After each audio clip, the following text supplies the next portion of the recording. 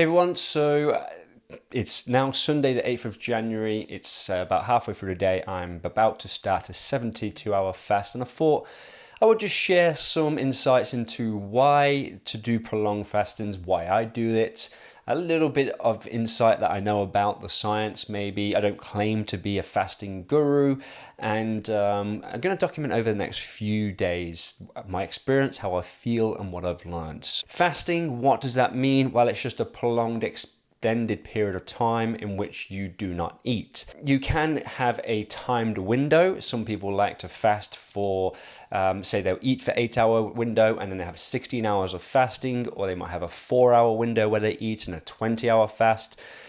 Prolonged fasting is usually 24 hours and over. 4 years ago, I did my first ever 48-hour fast. And during that experience, I discovered that I had a lot of behaviors that were habits to do with how my state or my feelings and emotions were changing and how I was an emotional eater. I've always been an individual who enjoys sweet foods, but it wasn't until that I went on a fast that I discovered that I was eating sweet foods because of anxiety or agitation. And I managed to link this all the way back through delving into where it derived from, that sweet foods and the association with that was very associated with being with friends as a child and having my friends over for the weekend, and my mom kind of giving me pocket money to run down the shop with my friends and to go at the weekends to explore and just enjoy myself. Sweet foods for me was anchored in a state as a kind of, I guess, a connection, a pleasure.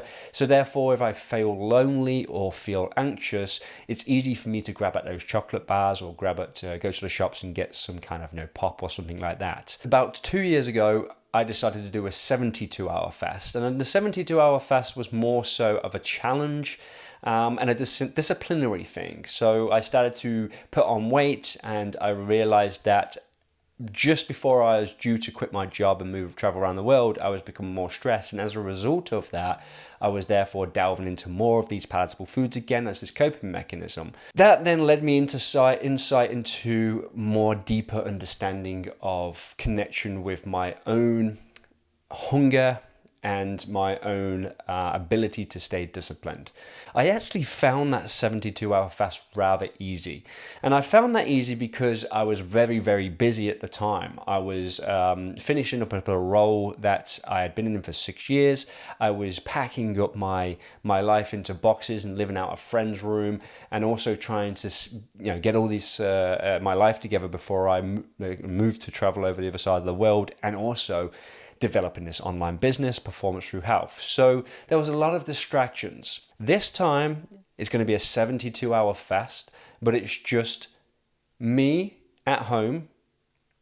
Not major stresses. I'm not going anywhere. I now work from the office. I have food in the cupboards, and there's going to be a new challenge. That challenge is going to be me not being able to just easily walk to the pantry and grab something to have a snack on. And I'm going to be really observing the distraction of hunger. And what really made me come up with this idea and to do this again was a conversation between Andrew Huberman and Jocko Willink. And they both say that they generally don't consume food until the evenings. And if they do, they have very small amounts. And that was because they feel as if food causes kind of like a disturbance in their mental clarity. And if we look at the nervous system, the nervous system is reactive. Either it's reacting to action and stress, or it's acting to rest and digest. When we consume food, it puts us more into a state of rest and digest, which isn't ideal for being able to focus and to being able to take action. And that was the general concept that both Jocko, through experience, and Andrew, Professor Andrew Huberman, through the scientific literature, has suggested that fasting or eating only in the evenings may be a benefit to improving mental clarity and getting things done and feeling more mentally alert. Then there is the side of things in terms of prolonging life. There is evidence to suggest fasting for and eating only on a 4-hour window is probably one of the best things that we can do to prolong life. And that's because we are tricking our body to go into a constant state of, okay, well, I know food's not coming, so I need to reserve and preserve and protect. And that increases changes in hormones and produces what we call autophagy, which is now a production of new cells in the body. And there is an aspect to it that can be extensive in terms of longevity. After the fast, I am then going to try and reintegrate food in a manner that makes me feel more clarity. And why is that? Because now my sole focus is on serving my clients and to be able to build and expand my business online. And that takes a lot of reading, a lot of writing, a lot of time spent at a desk being able to focus and create content and engage with new things and create things like this. And it's more mental focus. Yes, I still work out. I don't have a very active job.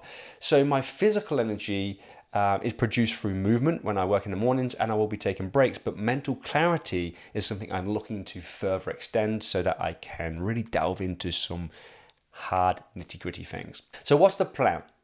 From now on, moving forward for the next 72 hours, I will only be consuming water and the occasional tea that it has no caffeine. So a green tea with no caffeine or a chamomile tea in the evenings, just to take a little bit of maybe a taste or just to have some kind of something different throughout the day. But for 72 hours, I will now be restricting myself to no food, just staying hydrated, and I will be documenting the process. Currently, I'm feeling okay. It's rather warm outside. It's summer. I'm in the middle of Australia. It's, I'm getting on my day's work. My partner's just left to go out for her work. And I'm satiated. I'm full. Feeling a little bit tired after a meal. And we're going to see how it goes from here. I get that this is a little bit different from my usual content, but I'm thinking of putting more of my personal insights and what I do to kind of develop my health out here, just so that individuals can follow along should you find it valuable. So if you do, you want to follow along with this fast, or you want to follow along with any of the content I'm going to be putting out about my personal life, stress, anxiety, breathing, sleep, general health, well-being and performance, then hit the bell button, subscribe, like, leave a comment, let me know who you are, and I'll catch you in the next one. Thank you.